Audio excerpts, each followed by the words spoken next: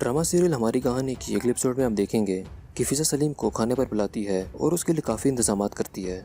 फिजा अपने भाई बहनों से कहती है कि आज बहुत ही खास मेहमान आने वाला है और जब सलीम आता है तो सब उसको देखकर हैरान रह जाते हैं। फिजा सबसे कहती है कि हम दोनों जल्द मंगनी करने वाले हैं। सलीम फिजा के लिए फूल लाता है और फ़खरी सलीम से कहता है कि तुम मेरे लिए क्या लाए हो, जिस पर फिजा फ़खरी से कहती है कि वो हमारे लिए फूल लाए हैं, जिस पर फ़खरी फिजा से कहता है कि मैं फूलों का क्या करूँगा, मैं कोई गाय नहीं हूँ जो कि फूलों को खा जाऊँ। इसके बाद मेज़ पर सब खाना खा रहे होते हैं कि तुरान याले से कहता है कि मैं तुम्हें अपने हाथों से खिलाऊंगा, जिस पर याले तूफान से कहती है कि मैं खुद खा सकती हूँ। इसके बाद याले गुस्से में वहाँ से चली जाती है और इसके बाद तुरान उसके पीछे जाता है और उससे कहता है कि आखिर तुम्हें क्या हो गया है, जिस पर याले उसे कहती है कि तुम यहाँ से चले जाओ, मैं तुम्हें इस घर में नहीं रखना चाहती।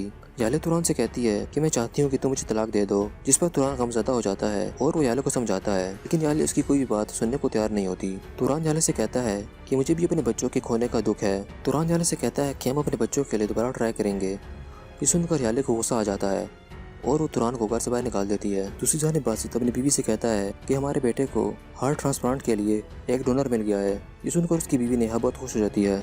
इसके बाद अब देखेंगे कि सुबह होती है और बासित अपने क्लिनिक पर आता है और बहुत ही अच्छे मूड में होता है। इसके बाद फिजा की दुकान पर जाता है और फिजा को एक किताब देता है और उससे कहता है कि ये तुम किरण को दे देना। इसके बाद फिजा बासित से कहती है कि मैं और सलीम अपने रिलेशन को लेकर बहुत सीरियस हैं और हम दोनों शादी करना चाहते हैं। ये सुनकर बासित को बहुत गुस्सा आ जाता है और वो फिजा से कहता है तुम मेरे साथ ऐसा कैसे कर सकती हो, तुम जानती हो कि मैंने मजबूरी में अपने बेटे की खातिर शादी की है। लेकिन फिजा उसे कहती है कि मैं अपनी लाइफ स्टार्ट करना चाहती हूँ, मैं भी चाहती हूँ कि मुझे खुशियाँ नसीब हों।